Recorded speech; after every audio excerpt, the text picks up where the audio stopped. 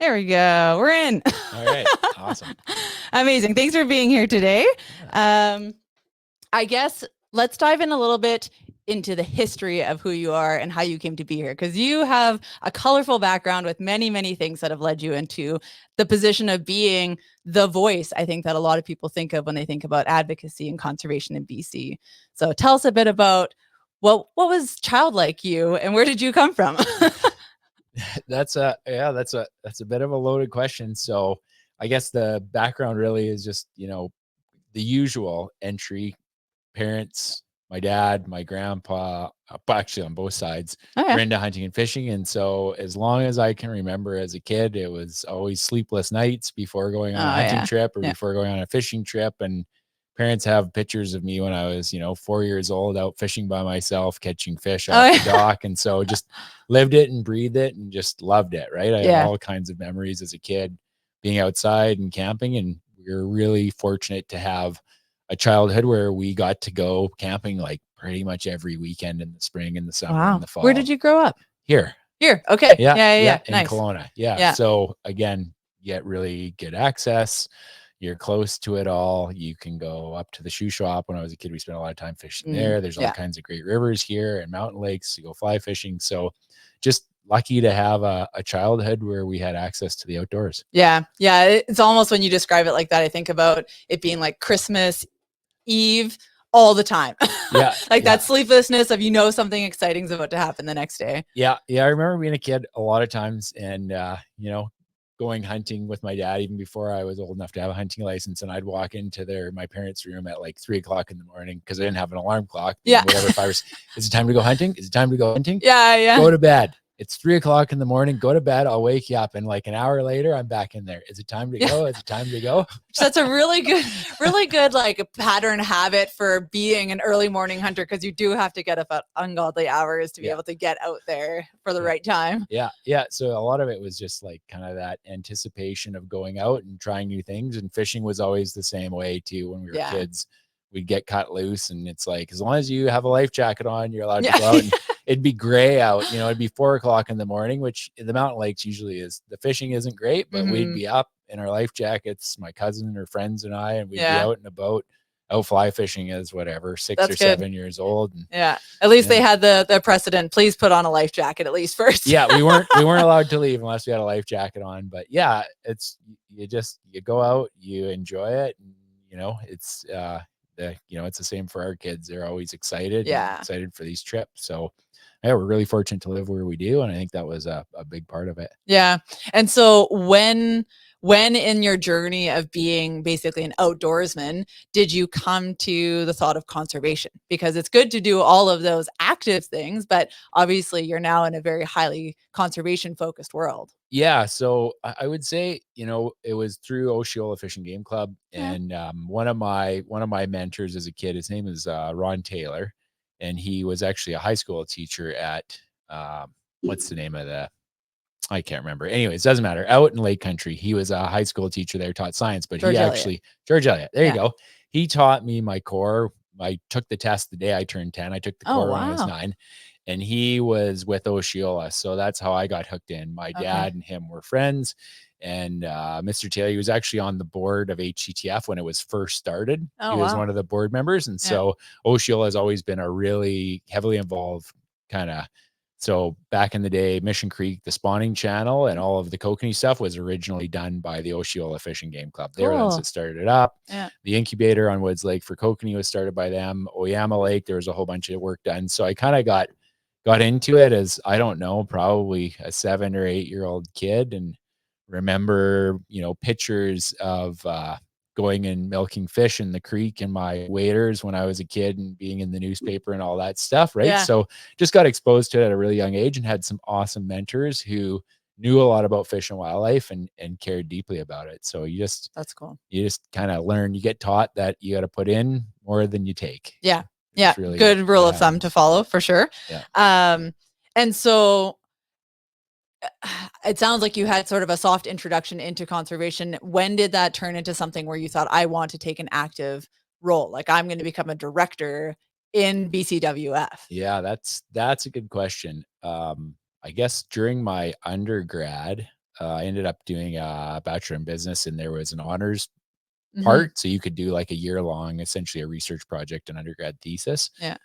And at the time, I was doing my aviation diploma and then doing my undergrad degree. And I kind of had two options. One was I was trying to go with WestJet and do something because at the time they had this awesome culture and they were Mm. kind of on the cutting edge of taking care of people. That has since Yeah. changed. At the time, yeah. But it was either that or it was to look at something with the BC Wildlife Federation. And at the time, hunter numbers were, imploding, declining like rapidly. Yeah. And so, WestJet wasn't quite the place. And the BC Wildlife Federation said, sure, we'd love to sponsor you doing some research. And that's how I kind of got into it. And so doing research on what? On why the numbers were dropping? yeah. Yeah, Okay. it was specifically looking at the Okanagan, but it's like, yeah, like what are the factors that are affecting, like why are hunter numbers in BC and specifically in the Okanagan going down? Mhm. And so we did a whole bunch of market research, talked to hunters, similar to my graduate work and some of the other research we did, and just trying to figure out what's going on in society and with demographics and with wildlife and gun control as well. That's affecting hunters. So yeah. So what did you find? What was the result? There was a lot. So you start with the secondary kind of stuff, and the opportunity to hunt. So hunters are always putting their hands up, saying we want more restrictive seasons. We want to be very conservative in how hunting's managed. People a lot of times just want the ability to go out and spend time with their friends and family. Right? They want the opportunity to go out and harvest something, but they want some time outdoors. They want to, disconnect. They want to spend time with their friends and family. And those are the big motivating forces. And so, that's a large driver even today. Well, hunter numbers are up. They're crazy up a little now. bit. Yeah, they went. So it feels crazy out there. The up and the down is, yeah. So when we look into the late 70s, early 80s, we had as many as 176,000 hunters. Wow. Went as low as around 84,000 and probably around 2005. And then we're around 110,000 now. So there's a bit of a swing. So a big part of that is around, wildlife populations, being able to get out hunting, all those sorts of things. Yeah. And then our driver for recruitment, of course, is hunter education. That's the core course. In the province, we used to run about it peaked out over 12,000 people a year in core in the early 80s. Wow. And then the government of British Columbia went and privatized it. And we went from 12,000, I think 564 to 1,800 in a year. Wow. Like we got rid of over 80% of recruitment, just drop. Right? So, and you think about how people become hunters, it's typically you get brought into it by, some sort of parental figure, right? Family, Uncle, aunt, parent, that sort of thing. That's over 90% of people. That's how they get into it. Yeah. And so in the early 80s, we had two things going on. A lot of moose hunting opportunities were going from open season to draw. And then we also privatized core. So we had people, like that generation of parents who were dropping out of hunting because the hunting regulations were changing. And then their kids who didn't have access to hunter ed as well. Yeah. So it was kind of a double whammy. Was moose hunting such a big, like when I think of hunting and like the entry point of people hunting, I think of deer. Like as a new hunter myself, the most reachable, tangible thing that I'm hunting for that I think I can get other than a grouse is a deer. Yeah. So when you say that the moose regs changing had a big impact, was that a key animal that people were hunting? Yeah. Okay. Yeah. So there's two pieces. So we'll stick with the moose one to start. Moose harvest in like the late 70s, early 80s would have been 10 to 13,000 moose a year in the province of British Columbia. Wow. It is now, like, I was in comparison to now, it's going to be less. It's going to be less for sure now than probably 4,000. Wow. Okay. So that was part of the graduate work. Yeah. Right? Yeah. So that's a lot of moose meat. Yeah. Like that supports tens of thousands of hunters. Yeah. And so if you can go every year and go up north or wherever and go moose hunting every year, then that's just part of tradition. And then as a kid, you get brought along, right? When you're 10 years old or younger, like you're coming on the annual moose hunting trip. And so that was huge, right? Yeah. On the deer side of things, yes. There were more deer hunting opportunities. Probably there were more deer. The place that really drove a lot of that was Vancouver Island. And so Vancouver Island until about, I don't know, the mid 70s, something like that. I'm kind of going a long ways back. Yeah. But we're the province, like resident hunters were harvesting, like, I want to say it was close to 30,000 deer a year on Vancouver Island. Like you were Like allowed, black-tailed deer? yeah, you were allowed Wow. 2 does and 1 buck. And those were sustainable. Like there used Wow. to be way more money, way more monitoring. Yeah. And now we're probably harvesting 3,000 to 4,000 deer on Vancouver Island. But that's still one of the places where is it open season all year round on black deer? It depends on the place. Like, Okay. but it's the regulations have changed dramatically. It's mostly buck Yeah. only. There's some stuff like Texada Island. There's islands where there's a lot of deer and they're a challenge. Yeah. But Vancouver Island was kind of like there was a bunch of people from the interior that would go to Vancouver Island to go deer hunting. Yeah. And now the people from the island come to the interior to go deer hunting. Yeah. Yeah. So it's shifted. Which is interesting because they still have a high population, almost a population problem with black-tailed deer there. In some on areas, islands and close to town, which we have as well. Same right? here. Yeah. So, but in the and there was a bunch of research that was done as things were collapsing, migratory behavior changed. Wolves, like on Vancouver Island, increased dramatically. You had logging. So there are a whole bunch of things that changed deer's movement. And it also, predators coming online, high road densities, really small patches of old growth. So the predators, the predators were able to bump deer like essentially from block of trees to block of trees. Yeah.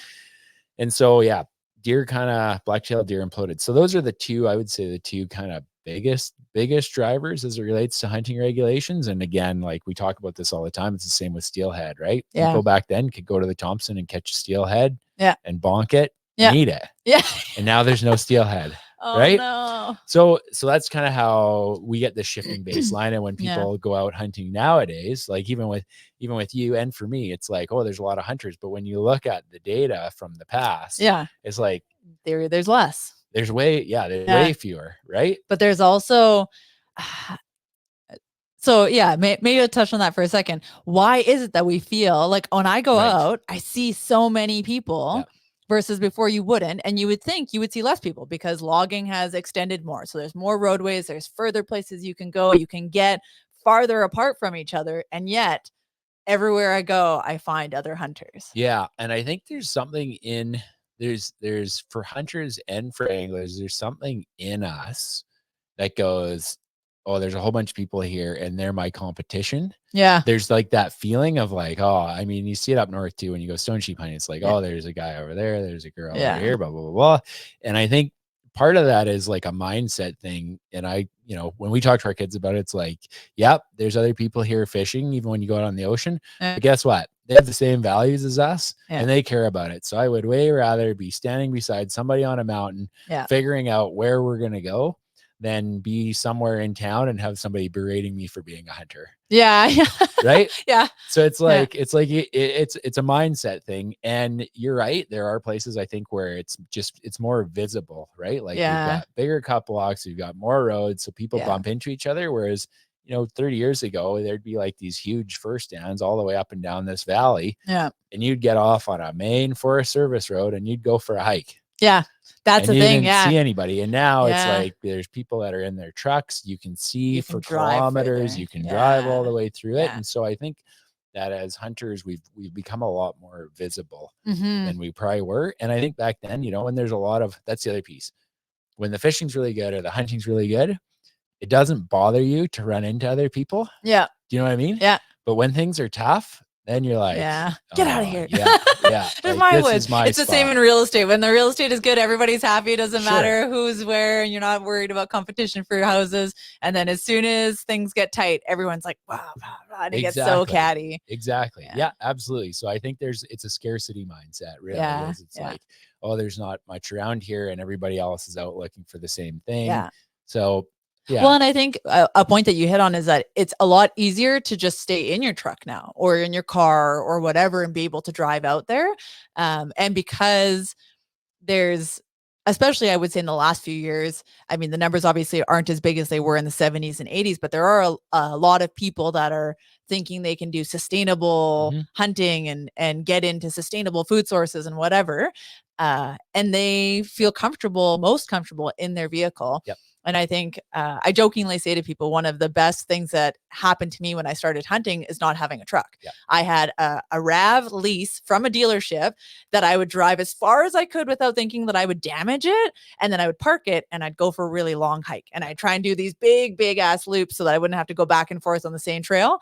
And like, that was probably the best thing. I put so many miles on my boots and was able to experience so much more of the woods and learn faster than if I just been driving around on forestry roads. 100%. Yeah.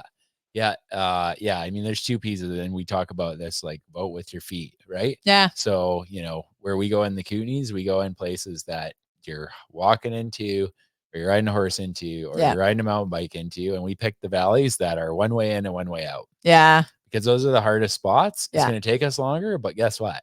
Nobody else is going to be. You're not running into anybody. No, exactly. So it's and there's still spots around here. I'm not going to give anybody secret spots. There's still spots, like we look for spots for mule deer with burns, but we also look for spots where you start up top and you have to hike down for everything. Oh, interesting. Yeah. Because nobody else is going to hike down. Yeah. Like if there's a band of hills coming off, or a ledge that's coming off that's downhill for a kilometer, no one in their right mind is going to go down there to go mule deer hunting to pack it out. Yeah. It's like, that's where I'm going to go, because I know I'm not going to see anybody there. Yeah. You'll find peace and quiet there. Yeah. Yeah, totally.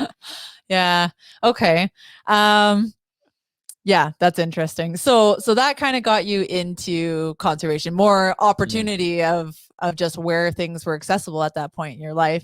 And so fast forward maybe, what did I say, 6 years or something like that, and then you decided to step into an ED role. Yeah. How's that going? Yeah, I don't know how I got, so that part of the story, I don't know how I got convinced into that still. But yeah, I was working at Air Canada and flying, and COVID was setting in, and there's a whole bunch of young, like, aviation's suffering from the same things, a lot of attrition, a lot of young people. Yeah, hard to find people. And it was very clear that layoffs were coming, right? It's like, it's inevitable. So I said, I'll take a voluntary leave, put my hand up, because I had other things. I was trying to finish up my graduate work, and I could do stuff for the BCWF Federation. I said, I'll take a voluntary leave, come back in a year and a half, and then hopefully save somebody else's job. Because like aviation, when things go sideways, there are no jobs in aviation. Yeah. So if you're a young pilot with a family or whatever and a mortgage to pay, it's not like you're going to go work somewhere else. No. You're not going to have a job, right? So anyways, to make a long story short, we got a year and a half through it, and I said, I'd like to, I got some more things I want to get done, and I'm kind of enjoying this, and I'd like to extend my leave. And they kind of said, nope, we're short 1,200 pilots right now. And so we both said, okay, well, it's like, they're like, well, you're going to find another job where you get these kind of benefits and work this amount. And I said, are you going to find another pilot who's been flying airplanes for 20 something years? And we both said no, and we both went our separate ways. Oh, wow. So so that's how I ended up here. So less pay, more work, more challenges. Before we started this, you were telling me you had like 100 texts and 150 emails, and that's definitely getting, if anybody thinks getting into the world of conservation and dealing with anything public facing that way is going to be a cakewalk, it's certainly not. But it was, I mean, a lot of the motivation is, when I talk to the people that were my mentors about what it was like, and when I look at all the old reports, and then even what I've seen, and Chelsea, my partner, has seen in our lifetime, and our kids are into it, it's like, well, you can't sit here and complain about it if you don't try. Right? You got to put your money where your mouth is. So that's how we ended up here. That's how you ended up here. Okay. Well, all along those lines, there are lots of things happening in the conservation world that obviously you have to have your hand in and be aware of. One of the major things that has happened in the last week or so is changes and amendments to the Wildlife Land Act review. And so I'd love to get your take on, maybe we won't go too into the nitty gritty of it, because that could be a forever conversation, but overarching wise, a bunch of proposals came out. There was a whole bunch of like flashy headlines that came out talking about how basically how what was being proposed could be seen as First Nations or Indigenous having the right and the ability to veto any sort of decision happening on land, which we know, if you actually read it, is not what was proposed at all. And so the government has since rescinded or pulled back on that release of information. I'd love to hear what your thoughts are based on what you've been experiencing from the public and maybe the outcries that have been coming back to you, or the conversations you've had in last week about that. Yeah. There's a lot there because there's a lot of pieces that are attached to it as well. Mhm. I mean, the Land Act is really, and by and large, about tenure and people having commercial rights. Mhm. But what came out from under that is really that people are very afraid of being canceled. Mhm. That's what's going on. Yeah. And so there were all kinds of people that kind of came out of the woodwork and said, I've been told I can't go hunting here. I've been told I can't go Mhm. fishing here. I've been told I can't operate my business here. Mhm. And so I think that was the failing. You know, we all got to figure this out. Like, we Mhm. got to work through reconciliation. We got to figure out how to take care of fish and wildlife. We got to figure out how to Yeah. share it. Yeah. Like, those are things that we have to do. But what the Land Act, these proposed amendments did is it brought a whole bunch of people out who said, I've already been told I can't do this. Mm. And now the government is essentially like reinforcing that. And I think that's the crux of it without getting into the nitty gritty. Yeah. That was kind of what became reality. And so all of a Mhm. sudden, like, I got fishing lodges calling, viewing associations, Yeah. cattlemen. There's a whole bunch of people that are calling, and then people were also really scared to talk about it. Mhm. Like, that's the other part is Yeah. they felt like, it's really weird when people who have nothing to do with the BCWF are coming to us and saying, well, you guys need to take a stand. You talk about it. It's like, well, hey, we have our thing and we have our membership and we'll Yeah. talk, but we have to be able to have these conversations in Yeah. society. Like, we have to be able to say, I'm worried about this because. Yeah. And Yeah. we're at a point right now where people don't feel like they have a voice. And that goes on both sides. Like, Yeah. there's nations who feel like they can't say anything. Yeah. There's people in the public who feel they can't say anything. And, Yeah. it's not like losing your mind having a conversation. It's like, hey, let's figure out what the future looks like. Let's Mhm. do it together rather than having things, I say this to the province all the time. There's two ways we can help the world of wildlife and hunting and fishing. One is to make more and share. The other Mhm. one is to poke each other in the eye. Yeah. And the province is taking the poking each other in the eye Yeah. approach, Yeah. right? Like, we can Yeah. have tons of moose on the landscape. Yeah. We can restore elk populations. We can Yeah. restore mule deer populations. We can have more than 20 steelhead in the Chilcotin River. Yeah. And everybody's world gets better. Yeah.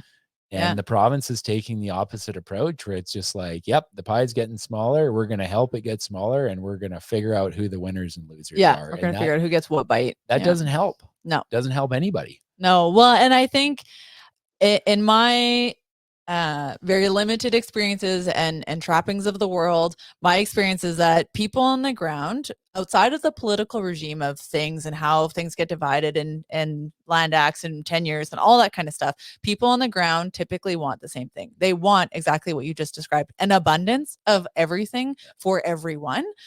And I just feel that there's such a a layer of eggshells on everything that you can't talk about. You can't say, does this hurt reconciliation? Because it paints a lot of really flashy headlines around that pit people against each other when that's not on the ground what is happening, but it pulls in because of the political aspect of things. Yep. And I think, I mean, I totally agree with what you say, but people need to be able to have those raw and honest conversations and not be afraid of being canceled for having an opinion or asking questions out of a place of curiosity rather than a place of aggressiveness or attack or whatever. But what does this mean? That's a better question than like, hey, I heard that this is what's happening. And I feel like those conversations can't be had. And I don't know what the solution is there. Like, to me, the solution is obvious: have everybody at the same table. But there seems to be a giant hurdle roadblock to that actually happening.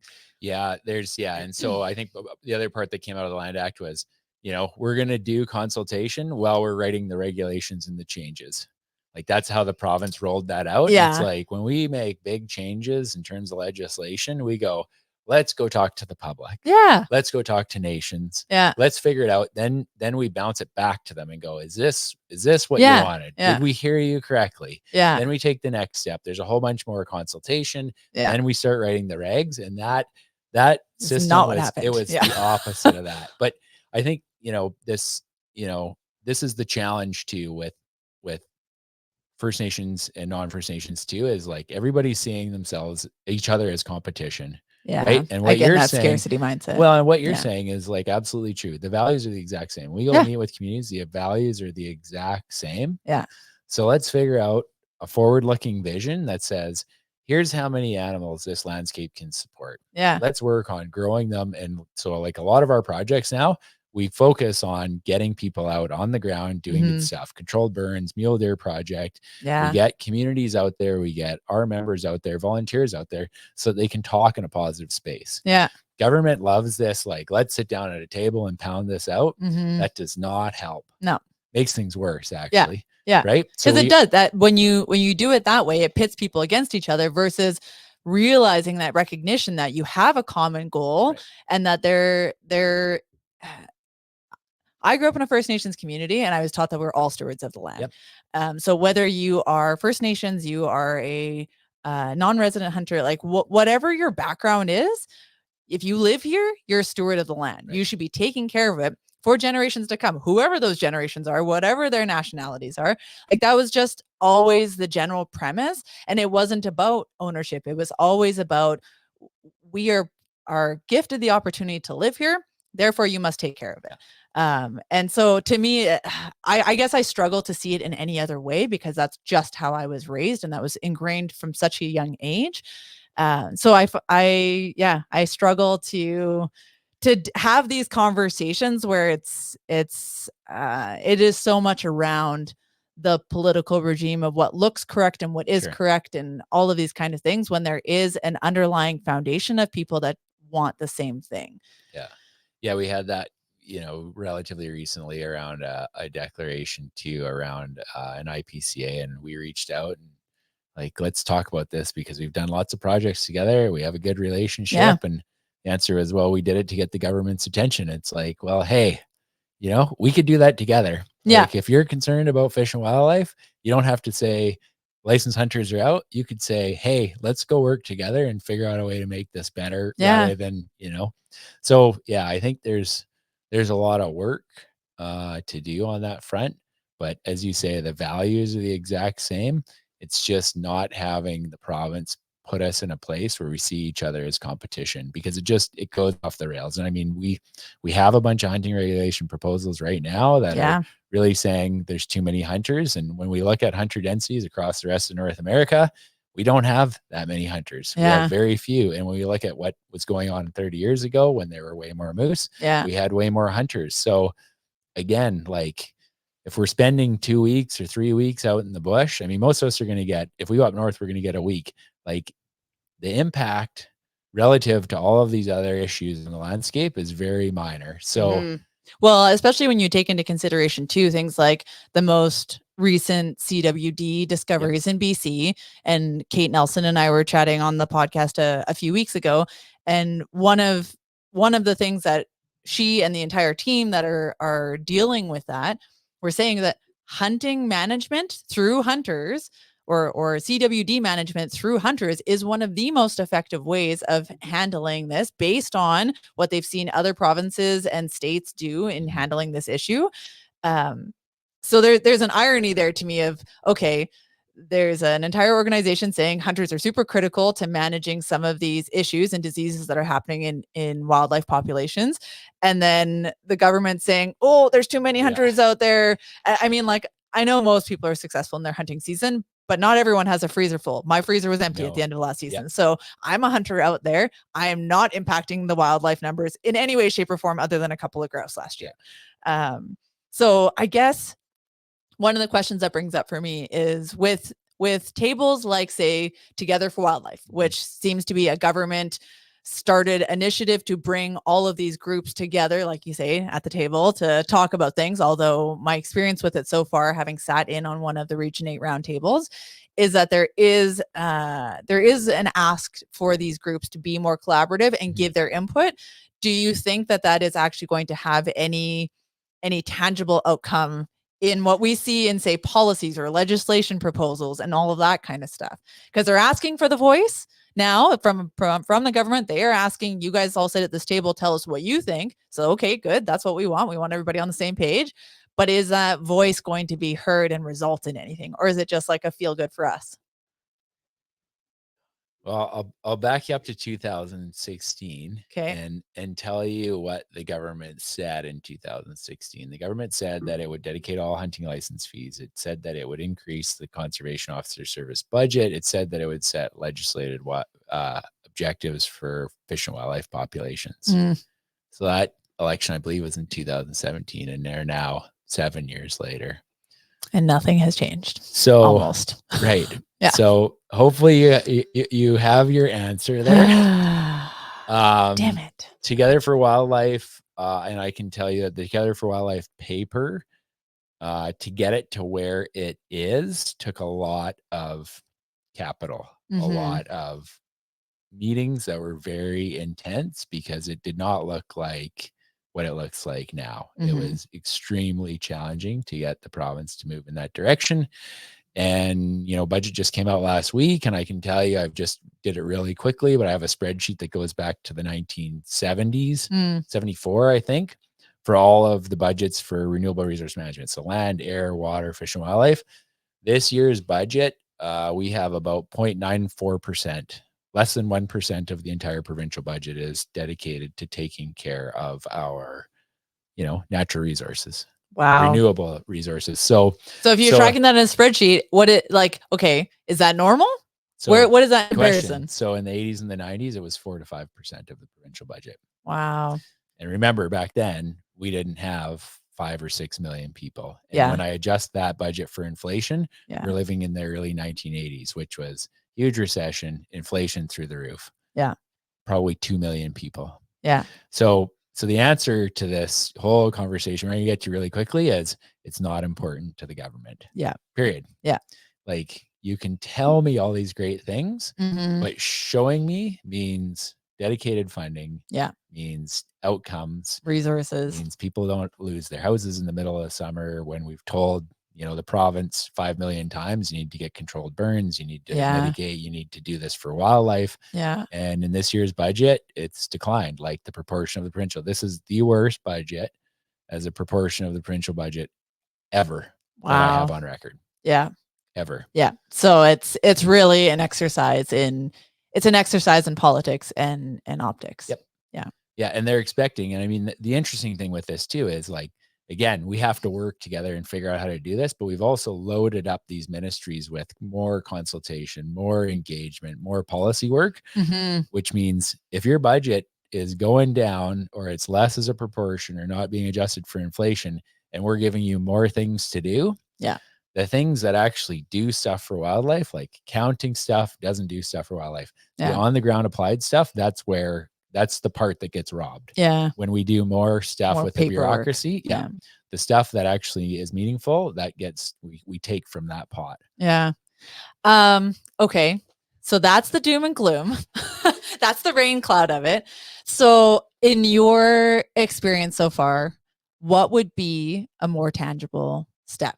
Yeah. Maybe not from the government side of things, because we know what that is. Give more money and put more resources where they should be. But say that's not actually going to happen. Yeah. Say we are stuck with 0.94, less than 1% of the actual provincial budget.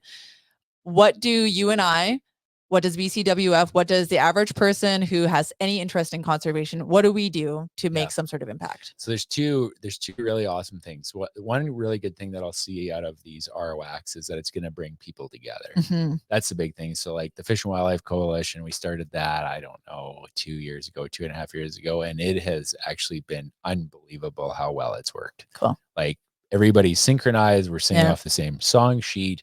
People that couldn't even be in the same area code now are friends and talk and strategize together. So that's going to be the awesome part of RWAC. The thing that you can do is you can vote. Yeah. That is quite frankly, like it's But for what though? It's February right Yeah. now, right? We're going to have an election in October. So Yeah. the big three, right? Taking care of wildlife by dedicating funding. And that is an easy one. It's literally not even a rounding error for the province. Yeah. Legislated objectives and ensuring public access. That's Okay. it. Those are the three things. Those are the three things. So that's very like high level. Vote. Sure. These are the three things. What does that actually boil down to in a doable step? Like, yes, you can vote, but since the 1970s, you've seen like no increase in that. So it doesn't really matter who you're voting for. It doesn't seem to be changing. Right. So there's, so the upfront, the front loading is before that election in 2017, every single party had committed to dedicating license fees. Yeah. All of them. Yeah. So the trick is we need to get it into the platforms of the policies. The BCWF is not partisan, but if it's this important to people, you're going to have to find out either who the candidate is or who the party is that's going to support your values. That's it. Okay. And as far as the math is concerned, we have the ability to fully control the outcome of the provincial election. Totally. Like not hard working at it. Like we have the ability, but a lot of it is the preemptive part, like right now and for the next 6 months, is talking about it and raising awareness and talking about the things that we can do, and then engaging our friends and family and talking about it with them as well. Is there, I don't know if this is something that BCWF does. I know through Backcountry Hunters and Anglers, which I'm part of, often if our members have something that is of importance or there is an opportunity to write a letter to somebody, we'll create a position letter from BHA and then send it to our membership and say, hey, if this matters to you, here's the link to your local politicians or where you can find their site, and here's the letter. Does BCWF do something like that for their membership as well? Yeah, all the time. We have public engagement stuff. So in our world, a letter is this good. Yeah. Personally written letters this good, and an in-person meeting is this good. Yeah. Right. So in advance of the election, we're going to have town halls all across the province. We've got one in Grand Forks starting this weekend. So that usually gets, like, the candidates will often come out to those too as we get closer to the election. Yeah. We'll have op-eds. We're going to have social media ads, all of those things to help support it. But it's going to, it's going to come down to people like you as well, sharing the message and talking about it. And, the biggest thing that I feel like is there's a lot of people who just don't have hope in it. They go, nobody's going to listen. But like when we run through the numbers of what it takes to change the outcome of a provincial election, most election years is 60 to 80,000 votes. That's it. Okay. That's it. Yeah. And there's ridings that are always close. Yeah. Always close. So let's think about this. Like, BCWF has 41,000 members. We have 110,000 licensed hunters. We have probably 260,000 licensed freshwater anglers. And I can't even remember, over 300,000 saltwater anglers.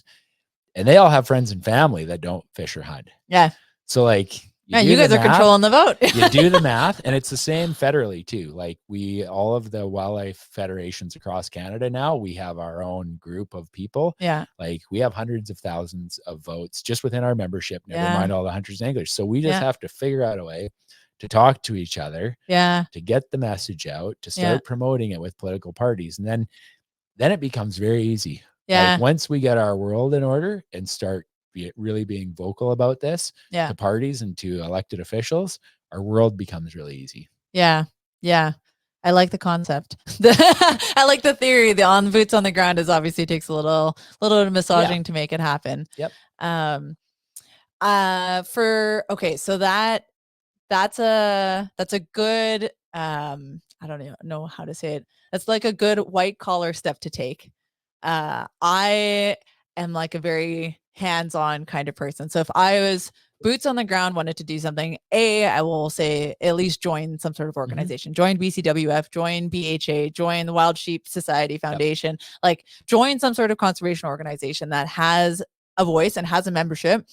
We were both, actually, were you at the Mountain Hunting Expo this weekend? No, I had to go to Alberta last week. Okay. So at the Mountain Hunting Expo this past weekend, which was amazing, from the Wild Sheep Society, one of the premises that somebody said to me was just join, because the membership creates the voice, in the sense that, so you represent thousands of people when you speak, and they were asking us about BHA and why they should join. I said, well, because then when our current provincial chair, Al Duffy, sits at a table and people are asking his opinion, he can say, I represent 2,000 people in this province. I represent 2,000 voices, and here's what our unified thought is on this. So if people are looking for a tangible, on the ground thing that they can do, putting a few dollars towards a membership on a conservation organization is an incredible way to do that. And talking to your neighbors, I guess, if what I can pull from what you just said is just sharing that knowledge, even with people who aren't members, to talk to people who maybe have lost their hope, but maybe a little bit of that information will encourage them to take a step again. Yeah, it's a lot of it is education. Like when we engage the public in kind of public forums around this, everybody thinks that BC is like this great place, and it is. It's probably the best place in the world, right? Like there's a reason why people don't leave. Yeah. But on the flip side, things are going pretty sideways, and there's ways to deal with that. And so quite often when we show people like what's going on, like people, like you hear swearing from the audience. Oh yeah. Like people get really bent out of shape. So a lot of it is the action is secondary. The primary is educating people. Yeah. The primary is showing people, and I hear about this all the time with the hunting regulation. Like, we got to do this. We got to change this. We got to change that. Here's the problem. This is the problem. We just got to fix this. And it's like, well, you should check out the Southern Interior Mule Deer, update that we had on the webinar, because all the does are pregnant. Our twinning rate is one of the highest in North America. Yeah. We have the most restrictive hunting regulations we've ever had, and nothing is changing. Yeah. So that tells us that the hunting season is not the problem.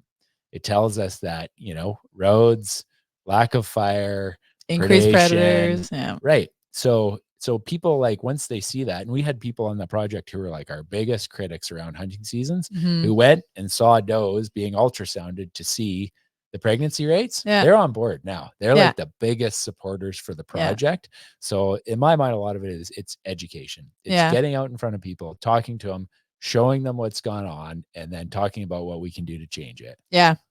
Along those lines, I guess. So you touched on, a lot of people will think about, you got to change the hunting regulations, or hunters are the problem, or whatever. We know, statistically speaking, that is not true, because not every hunter is successful in their harvest every year. So it's a very small percentage that actually take meat home in the freezer. But there are things that would be more effective, like controlled burning and deactivation of old forestry roads and such. Is there, I guess, what is your thought around things like that, specifically those two, especially because, wildfires have hit very close to home for you this year, having lost your house. Is there something to be done, or is there an avenue that you think would be most effective for people to take if they're trying to push or find a way to make change along wildfires avenues, or deactivation of old forestry roads? Because that, to me, that is a huge thing. I remember the first time Adam Ford from UBCO showed me a map of BC as a province, and then an overlaid time lapse of forestry roads as they've increased over like the last 2 decades or something like that. And basically you go from like little red lines to almost all of the top half of BC being redded out with forestry roads. Yeah.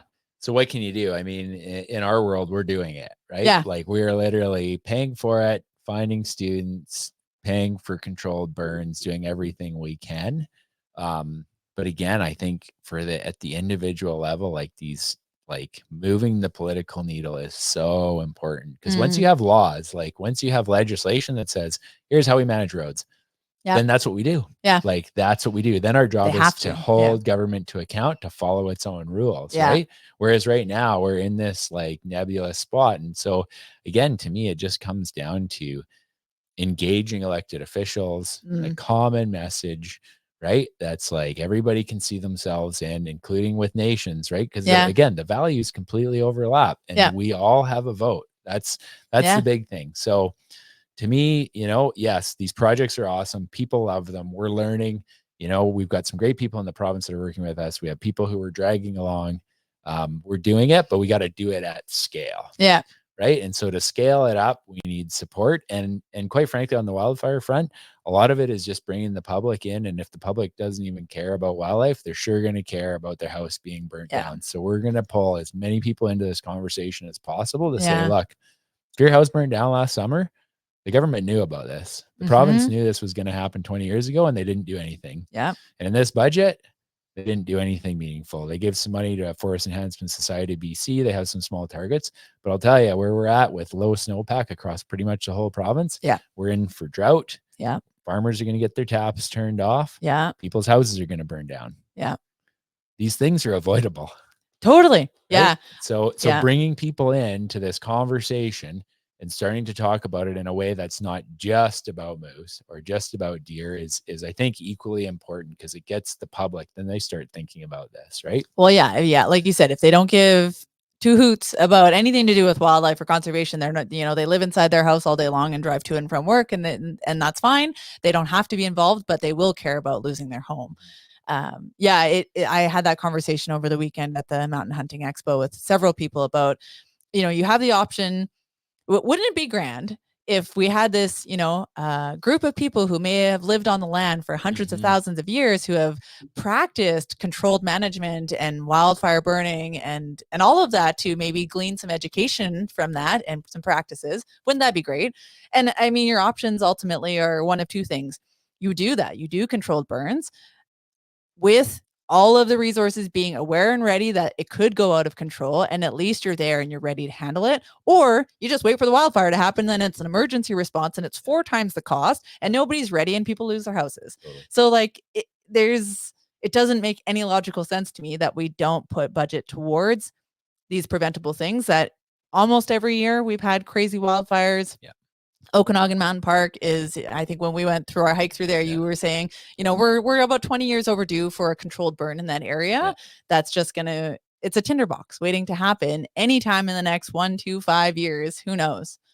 So it doesn't, I wonder, I guess my thought and my brain goes to the fact there are local First Nations that have practiced controlled burns traditionally, seasonally.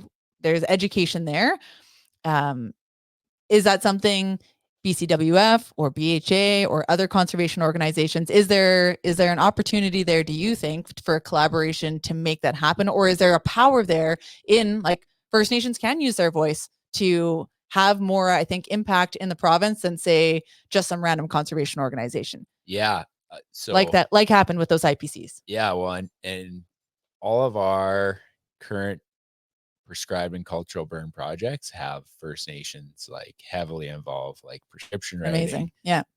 Having elders out, knowledge keepers out, like all of it, because we're all learning. Like in a lot of cases, like we're 120 years out from this whole Smokey the Bear, no one's allowed to burn anything. So everybody's rediscovering fire, to be honest. And there are some firekeepers who do it, who have worked for BC Wildfire, but a lot of communities are like relearning this stuff. They know it's really important, but that knowledge has been lost. So the answer is yes. Like, again, the values are the same. And, folks who live out rurally and nations, like communities, typically are disproportionately impacted by this stuff. And we also all love wildlife, right? And so these things go hand in hand. So I mean, all of our projects right now, and a lot of them are working on IRs as well, working on federal land, because there's a lot of times where the province puts up barriers to do controlled burns in places. Like where our place burned down, well before I was involved, the BCWF Region 8 tried to do burns up in that valley. Oh, wow. Like literally, and we're told no. Right? So we've had a few projects that we put a lot of time into recently that got derailed for one reason or another. And now we've got two big projects that are on IRs because the nations want to do it. It's good for wildlife. Like we're all going to make it happen. So I think that's, again, all these values are the exact same. And so moving the political needle is, working together is what's going to do it. So if anybody's listening and you have some sort of connection to anyone who has access to land or wants to partner into some sort of controlled burns, contact Jesse or me. Yeah. Because I am really passionate about this. Between this and deactivating old forestry roads, those are the things that really hit home to me. The fires, because I mean, I was fortunate to not lose my home last year, but I was evacuated for 10 days, and it was like, will we have a home to come home to? So that hits really close to home. And like you said, for people that aren't necessarily in the conservation world, losing your home is something that becomes really forefront, especially in the Smokanogan, as people are now calling it for the summers. And then deactivating forestry roads. I just have such a vivid image in my mind of that map that was shown to me, and just realizing how much that impacts cervid and ungulate populations, and all of basically the predated, is that the word, the animals that get eaten by other animals, like that has species, has a huge impact. Absolutely. I want to be mindful of time here because we'll just talk forever. But I wanted to touch on one more controversial topic. Okay. And that is gun control regulations. Okay. So I'm curious what your thoughts are on basically what's been happening the last couple of years, where the government is once again stepping in to make policy and changes that don't seem to on the ground have actually any impact on things like gun safety. And I'm aware that this will trigger a lot of people. So if this is something that doesn't speak to you, then this might be a good point to turn off the podcast. Yeah. I mean, in my own personal experience, like, I own a firearm because I use it for hunting. That's it. Yeah. I'm not a shooter, but I also know that statistically, licensed firearms owners are like the safest people in the country. Yeah. They don't, lowest, like, as it relates to the general population, homicide rates, all the rest of that stuff, like, we are not the people that do it. It's politics. Yeah. And so I'll run 2 threads or 3 threads at the same time. So, we're going to have gun control because it's going to make people safer. We know that's not true. So we're catering to a vote. We've got whirling disease now in Alberta, which, kills up to 90% of juvenile fish. And we have mussels that are coming up from Idaho, invasive mussels, right? Yeah. So we have those 2 things that will literally destroy our freshwater ecosystems and our trout and our salmon populations. Yeah. The government of Canada makes an announcement that it's giving $500,000 towards, mussels. Well, it's not. It's not about like taking care of our borders. It's about monitoring in lakes. So again, it's optics. Like, the bottom line is, we're trying to sell the public something because we think it will garner votes in parts of the country that will be helpful for us. Yeah. Right. So it's not what's in the public interest. It's what's interesting to the public. Yeah. That's a good way to put it. Yeah. Yeah. Like, and so, like, this mussel thing right now, and between whirling disease and mussels right now, it's like I'm losing a lot of sleep because we had the funding for that was about $3.6 million last year. And we know that in the Okanagan, for example, 1 in 4 boats that come in don't even know about the inspection stations. Wow. So like, so they're obviously not using them then. Right. Yeah. Exactly. So that's the point. So we're already letting like 25% of the boats slip. And once we get these, we never get rid of them. Yeah. Yeah. They never go away. And DFO gave, I think, 350 or 450,000 in 2022. Last year, they gave nothing. Wow. Nothing. BC Hydro reduced its funding, and last year Fortis gave nothing. Wow. So, and we've been like on them really hard on this. Yeah. And it's like, how you're the government of Canada. Like, your job in part is to keep our borders safe. You're responsible for navigable waters. Yeah. And you're nowhere to be found on this. And even if they, I mean, I'm generalizing here, but even if the government of Canada doesn't care at all about wildlife and conservation and wild spaces and places, that has an economic impact at the very, very least. Yeah. If people, like, Canada is a place people come to tourist, a place where people come to spend their money. And if they can't do that because they can't be on their fancy boats, or they can't go camping at some pretty lake or whatever they're doing that has some sort of relation to wild spaces, they won't come here. And it's the same thing. I mean, not that we're going to control climate change, but it's the same thing with our wine industry this year. A lot of the growers I've been talking to have said, we're almost guaranteed that we will not have good wine crops this year because of the flash freeze and then the thaw and then the freeze again and all that kind of stuff that's happening in our weather patterns here. But there's an economic, at the very, very, very least, there's an economic impact to us as a country that should speak to doing some of these preventative funding measures, like controlling the borders for invasive species coming in on the bottom of people's boats at the very least. Yeah. So again, I take a step back. It's like in the States. So I'll just, if you go across the northern United States, northwest United States, you will get pulled over by state troopers. And they will ask you if your boat's been decontaminated yet. Yeah. Right. And so again, the RCMP's never had any kind of instruction like that. No. So the solution to this again is hunters and anglers and people who care about the environment getting on the same page, advocating for the same outcome. Yeah. We have to get it to a place where the political parties are like, if we don't do this, we're out. Yeah. People won't vote for us. That's it. We're not getting back in. And so that's our job.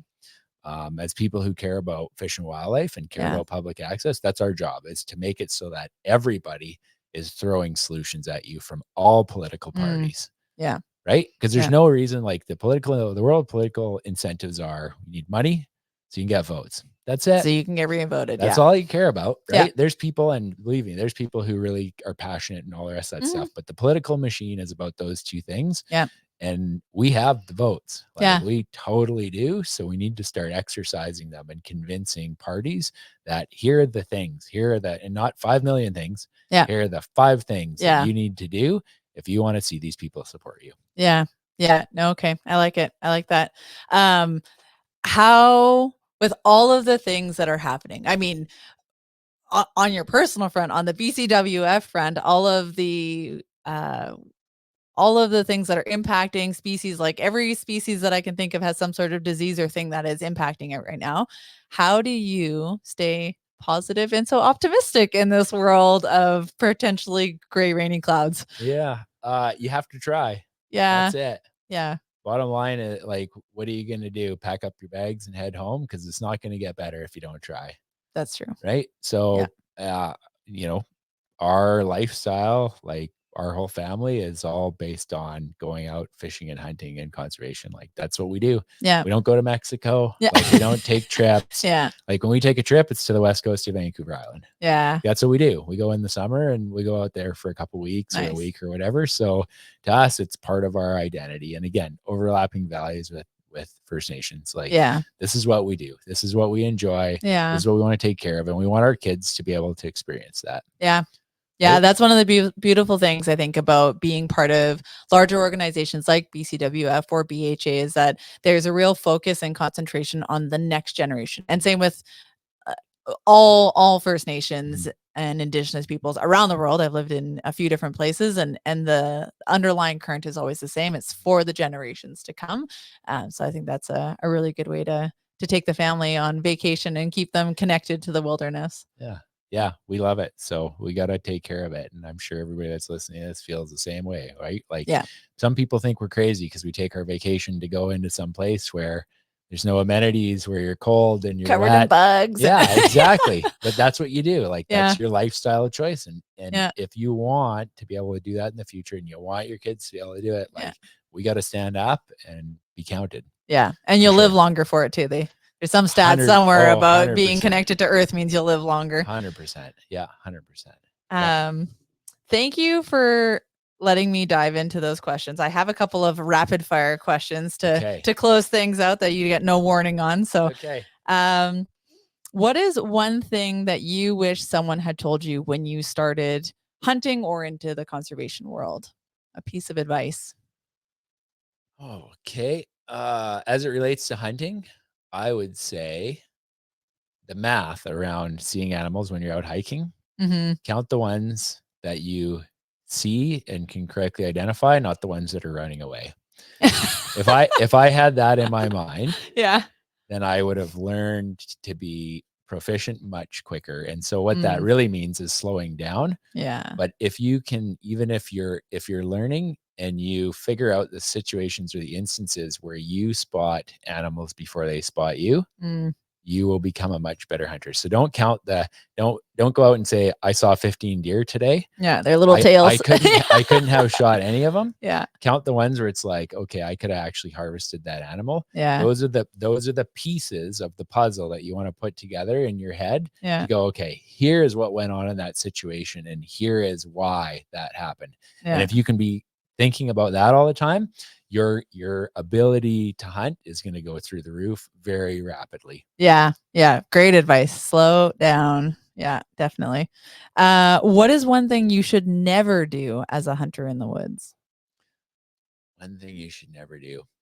Well, one of the life lessons, hunting with a friend up north, and he was getting tired because we were doing some really big days, stone sheep hunting. And one day he decided to save some weight and didn't bring his rain jacket. Oh no. Yeah. And like full on hypothermia, Oh wow. delusional, the whole 9 yards. Did you have to carry him back to camp? Basically, yeah. Oh wow. Yeah, we got in at like 3:30 in the morning, and he ended up spending the next day in the tent. But the point is, your backpack has these things in it for emergency use. Yeah. It sucks to carry them. Yeah. We all understand that. But the one time you need it is the time you're not going to have it. So always pack that it's emergency supplies. Always take matches. Always take a lighter. Always be prepared, even if it costs you, more energy or more weight in your pack. Yeah. Yeah. That's a great lesson. Definitely. Good. Thank you. That's reinforcing for me, because half the time I'm like, well, I never see a deer anyway. So totally. Why am I carrying all these game bags around with me? Yeah. Okay, good. I'll keep them in there. Who is one person that you look up to in the hunting and conservation world, and why? There's a lot. I was gonna say it's probably hard. I've been lucky to have a lot of mentors. Like Al Martin passed away a few years ago. He was the director of Fish and Wildlife. He's an ADM with the province. He had his hands and his fingers on everything. People didn't know it, but he was involved. And so there's a lot. I really couldn't pick one. Like, there's a lot of great people out there. And to be honest, like Jim Walker, he was a director of Fish. There's a lot of people who put a lot of energy in this, and usually the longevity of your life suffers as a result.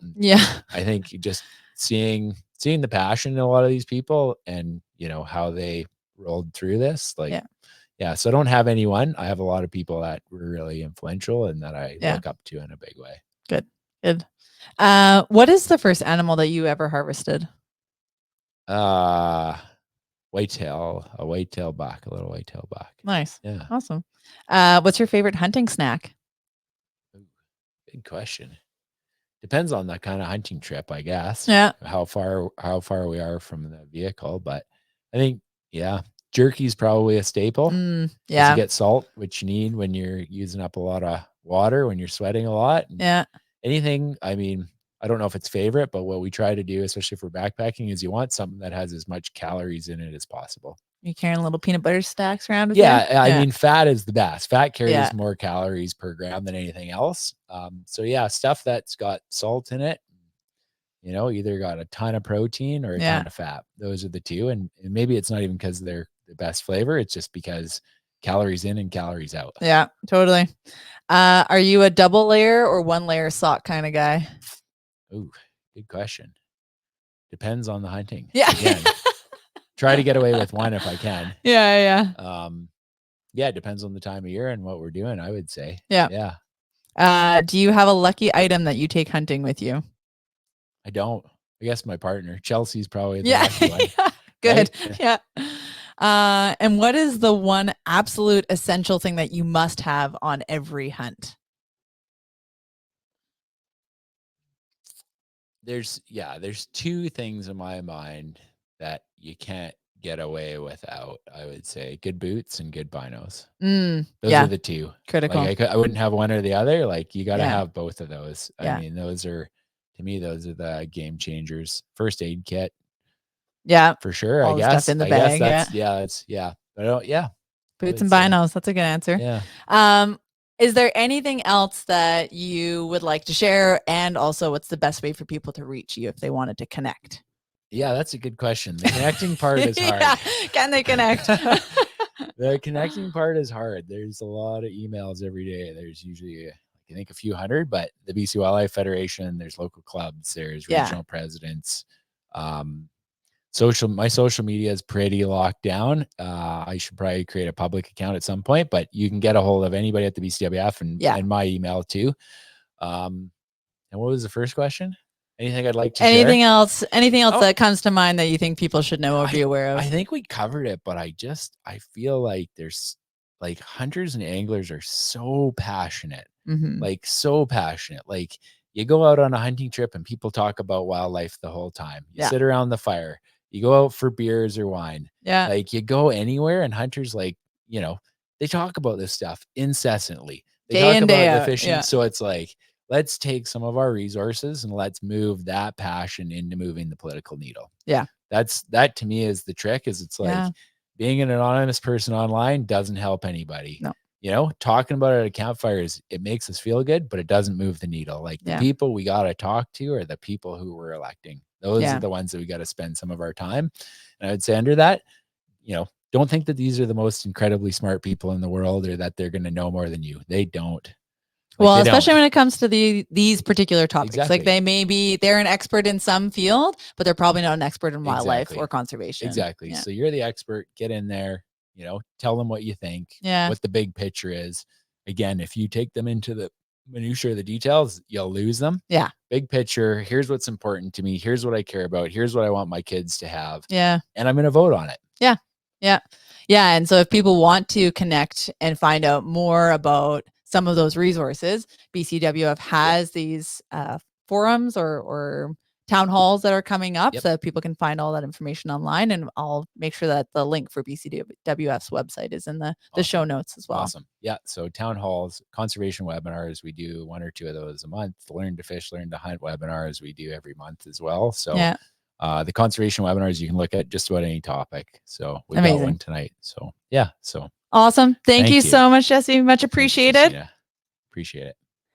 Thanks for tuning in today to watch or listen, and make sure to hit that like or subscribe button to follow along wherever you get your podcasts. If you have any questions, comments, or reviews, please drop them down below. I will read them and I will get back to you. Or you can reach me at questions@entrypointhunting.com.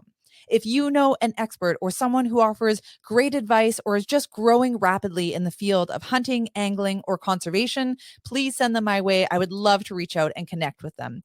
And until next time, friends, stay hungry.